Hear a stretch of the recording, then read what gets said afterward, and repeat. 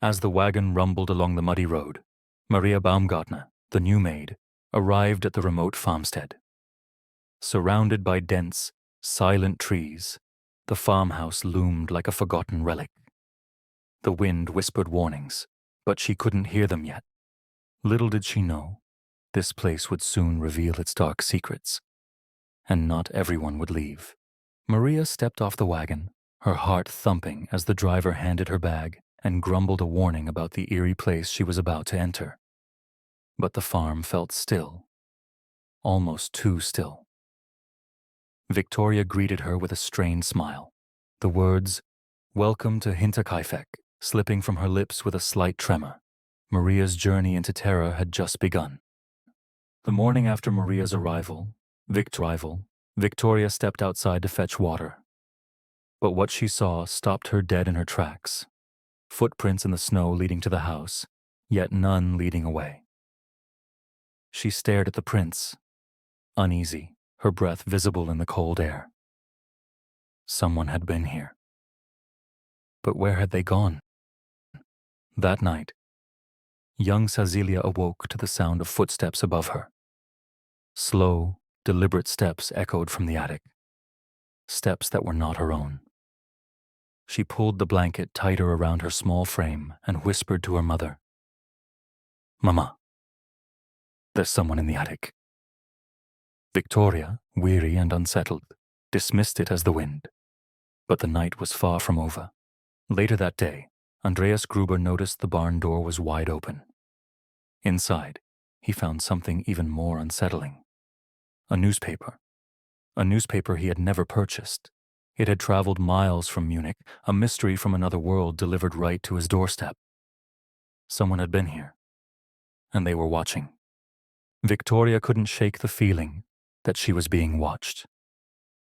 As she ventured into the woods to collect water, a shadowy figure darted between the trees. She froze. Her pulse quickened. But when she looked again, there was nothing. Just the cold, dark forest, and an unsettling silence. That evening, Andreas went to the tool shed, but something was wrong. The lock had been tampered with, the tools inside scattered as though someone had been rifling through them. This wasn't just mischief. Someone had been here. Someone who wasn't supposed to be. Maria lay in bed, her eyes wide open. Suddenly she heard it, soft breathing coming from the other side of the door. The hairs on the back of her neck stood up as she listened, heart pounding. It was too quiet, too still. The breathing was slow, deliberate, but there was no one there. And the darkness, it seemed to press closer. Victoria knelt in prayer, her candle flickering wildly as the temperature in the room plummeted. She felt it then, a cold presence looming behind her. The light from the candle sputtered as if snuffed by unseen hands. Her heart raced, but when she turned, there was nothing.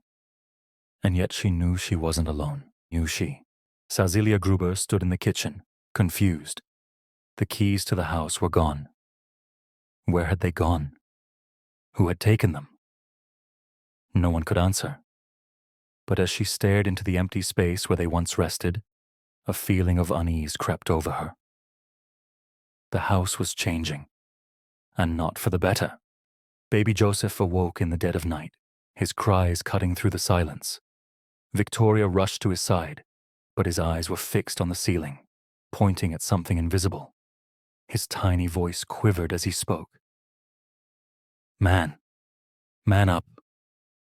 The air turned cold, and Victoria's blood ran cold.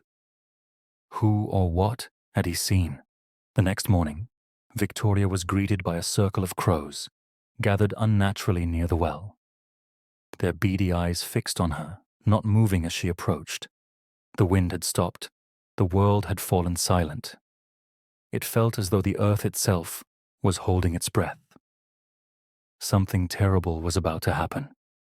Maria had trouble sleeping that night. The house was quiet, but something about it felt wrong. She swore she heard footsteps again, faint but unmistakable. She stood at the door, her hand trembling as she reached for the handle. I need to leave, she thought. But something held her back, and she stayed. Every night, it came. The scraping sound from the attic, slow, deliberate, like something or someone dragging itself across the floor. Andreas had dismissed it as rats, but Maria knew better. She could feel it in her bones. The house was alive, but not in a way she could understand. Andreas went to fetch the axe, but it was gone. The tool he had used just yesterday was now missing. He felt a knot tighten in his chest. He searched the barn, the shed, but it was nowhere to be found. Finally, he found it, stuck in the barn wall, as if someone had been preparing for the worst. Little Casilia tossed and turned in her sleep, disturbed by the same nightmare.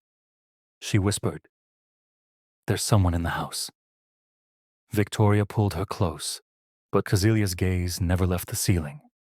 The footsteps, the breathing, the dark presence above them. She was awake, yet still trapped in her own terror.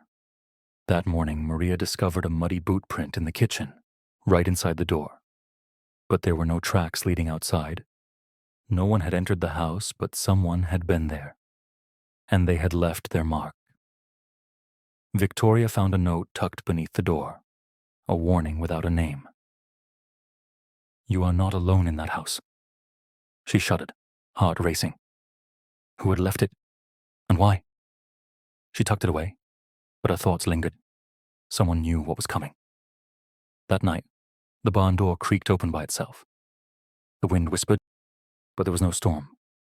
One by one, the family members stepped outside, their eyes locked on the open door. A rustling sound came from within, beckoning them inside. The darkness beyond the threshold seemed to pulse, calling them closer. Andreas stepped into the barn, lantern in hand, but he didn't make it far. A blood-curdling scream pierced the air, cutting through the night. Victoria and Maria froze, the sound of the scream still hanging in the air. But when they rushed to the door, there was only silence. And then, the attic groaned.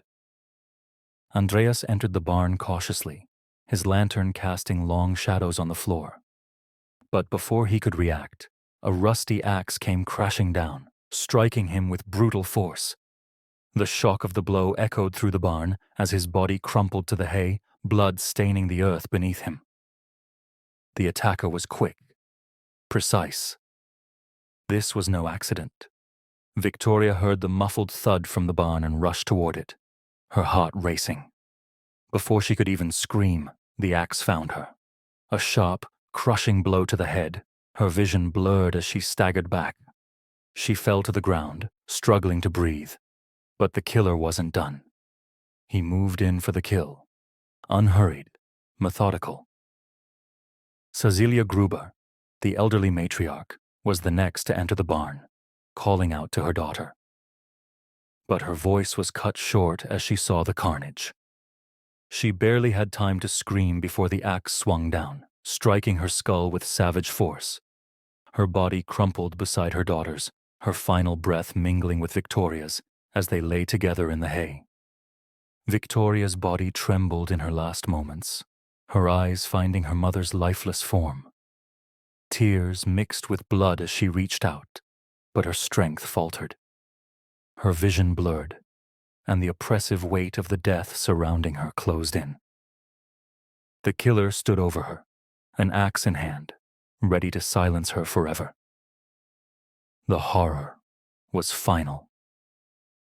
Little Casilia had hidden herself in the barn, trembling in fear as she watched the brutal attack unfold.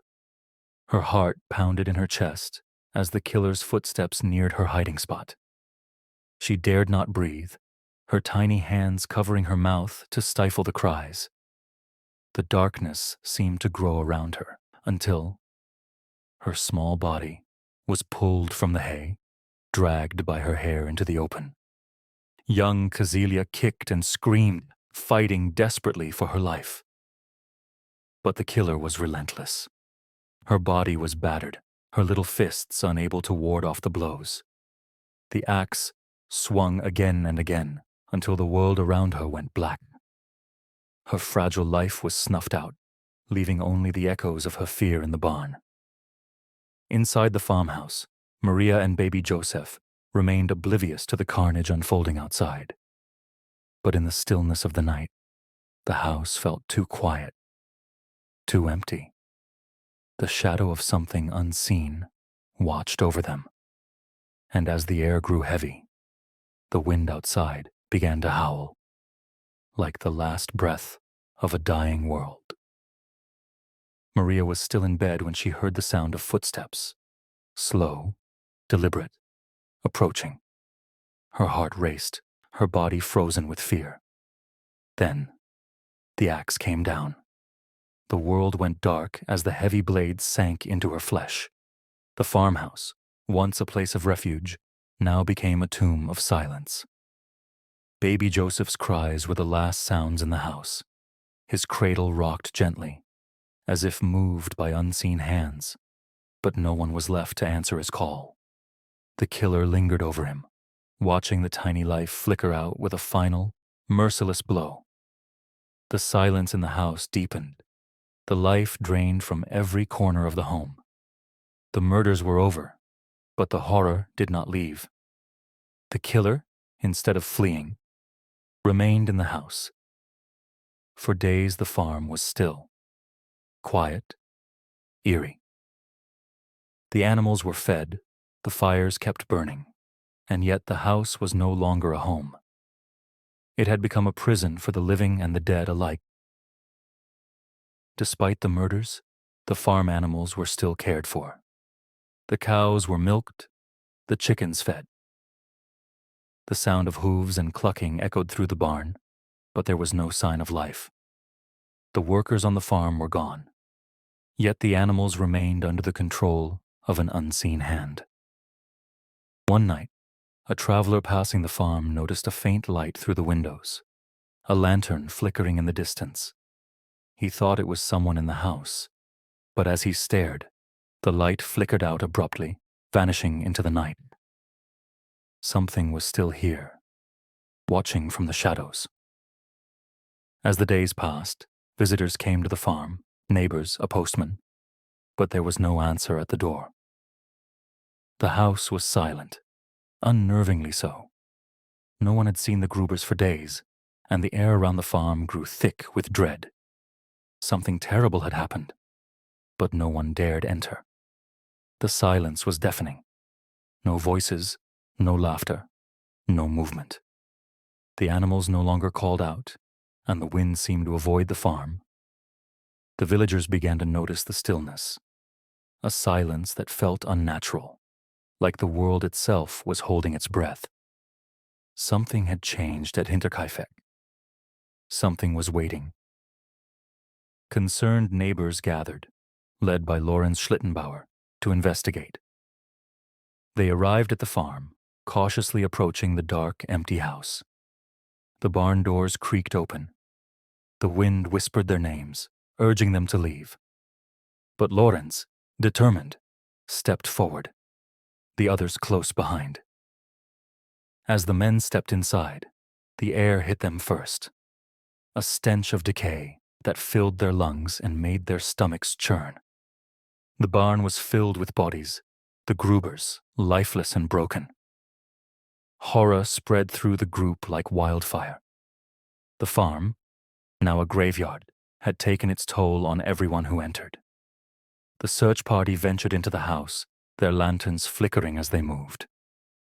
Inside, Maria's body was still in her bed, the same quiet finality in the room as in the barn. The baby's cradle rocked gently, but Joseph was gone. The house had become a sacred tomb of suffering. No one dared move forward, but they had to. There was no turning back now. The scene in the barn was worse than anyone could have imagined. The bodies, brutally attacked, were scattered amidst the hay. Blood soaked the earth. Victoria's skull was cracked open, her mother's body unrecognizable. The brutality of the crime was beyond comprehension. How could anyone, any human, be capable of such violence? Among the bodies, a bundle of missing keys was discovered, buried beneath the hay. The same keys that had vanished days before. The killer had taken them, used them, and left them behind in the final cruel act of desecration. The crime was not only brutal, it was personal. Despite finding the bodies, something still clung to the farm. An unseen presence remained. The barn doors never quite closed. The animals still looked toward the empty house.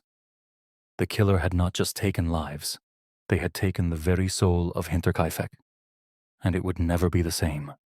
The authorities arrived at Hinterkaifeck, but by the time they reached the farm, the search party had already contaminated the crime scene. The silence in the air was palpable, as if the farm itself was holding its breath. The detective looked around, unsure of where to start. No clues, no answers, and far too many questions. The axe, the weapon used in the killings, was found in the barn. Covered in blood, the handle slick from repeated use. It had been left behind in a rush. The killer had been unhurried, and every swing had been calculated, deliberate. This wasn't a crime of passion. This was methodical, and the killer knew exactly what they were doing. As the investigation continued, the trail grew colder. There were no fingerprints, no signs of a break-in. The killer had vanished into thin air, leaving no trace behind. Whoever did this had been here before, had prepared. And now, they were gone, slipping into the shadows, where they would remain forever, out of reach. Whispers filled the village. Some believed a vagrant had committed the gruesome acts. Others claimed the killer was someone from within the family. Theories ranged from revenge to supernatural involvement, but no theory seemed to fit. Each explanation seemed more improbable than the last. The truth remained elusive, hiding in the shadows. Rumors began to spread about a dark secret within the Gruber family. Some whispered that Josef was not Victoria's child, but Andreas's. The family's disintegrating moral fabric was a key piece in the puzzle, and the investigation grew even more unsettling. Could the killer have been one of them? One suspect began to surface. Lorenz Schlittenbauer, a man with a connection to Victoria, a past intertwined with the Grubers. He was questioned by the authorities, but his responses were vague, unconvincing. His calm demeanor in the face of horror raised suspicions. Was he hiding something? Or was the truth too terrible to admit? Strange reports continued to emerge. A farmer passing by claimed to have heard footsteps in the darkness. A figure moving near the farm, only for the shape to disappear when he looked again. Another villager swore they felt eyes watching them from the shadows. The supernatural theories only gained more traction. And yet, no one could explain what they were seeing. The land where Hinterkaifeck once stood was soon abandoned. Nothing grew there anymore, the soil too tainted by the bloodshed. Eventually, the farm was burned to the ground, consumed by flames. But even as the smoke billowed into the sky, the whispers continued. The ghosts of the Grubers, the killer, never truly left. Years passed, but the investigation remained unsolved. The killer was never found. The case grew cold, filed away in dusty police archives. The village moved on, but the legend of Hinterkaifeck lived on in hushed whispers in the shadows of the past. No one could forget what happened here. As time passed, the site of the murders became a place of mystery and unease. Travelers who ventured near the farm reported seeing shadows in the fog, figures that moved between the trees, only to vanish when they looked again. Some claimed it was the Gruber's spirits. Others said it was the killer, still lingering, waiting to strike again. The shadows remained, and so did the fear. One evening, a group of young men dared to visit the site of the former farm. They arrived with boldness, mocking the old stories. But as night fell, the wind grew still, and the air thickened with something unseen. The sound of faint scratching echoed from the trees, and the fear of the unknown crept back into their hearts. The investigation remained open, but with each passing year, the leads grew thinner. Modern technology couldn't crack the case. Forensic experts combed over the evidence, but there was nothing new to uncover. The killer had vanished, leaving behind only questions, and the chilling realization that sometimes some things remain unsolved. Forever. After the land was cleared and sold, something strange happened. Crops refused to grow. Animals that grazed the field grew sick. One farmer, trying to dig a well, found something. An old rusted axe buried deep in the earth. The land, it seemed, could never forget, and neither could the people who walked on it. Paranormal investigators flocked to the site, eager to uncover the truth. They recorded strange sounds, voices whispering in an unknown language, objects shifting on their own. One investigator swore they saw figures darting across the field, disappearing into the fog. The haunting had only just begun. Legend began to spread of a woman in white, seen near the ruins of the house. Some said it was Victoria. Others said it was the spirit of the killer. One brave traveler approached her, only to find that her face was hollow, empty. He fled, terrified, and vowed never to return to that cursed land. Years later, a descendant of the Grubers visited the site, trying to understand his family's dark history. But that night, he heard something. A faint scraping sound, like claws against wood. He turned, but there was no one there. His skin crawled, and when he left the site, he never spoke of what happened. The nightmares never stopped. One night, a man passing the old farm claimed to have heard the sound of an axe striking wood, again and again.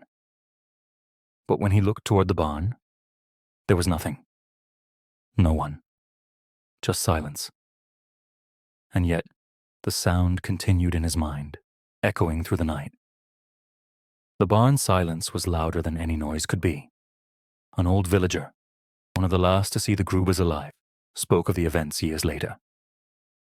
His voice trembled as he described the barn door swaying, the eerie stillness before the murders. "I should have known," he whispered.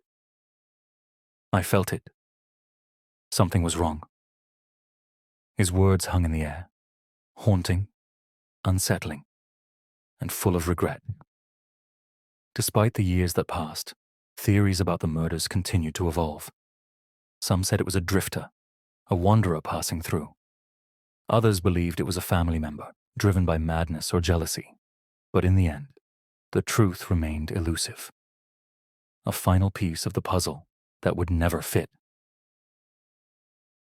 On the anniversary of the murders, a group of tourists gathered near the ruins. They laughed nervously, telling ghost stories. But then the air grew cold. The wind ceased. A whisper cut through the silence. "Get out." Terrified, the tourists fled, never looking back. And though the site was empty, the voices in the dark remained.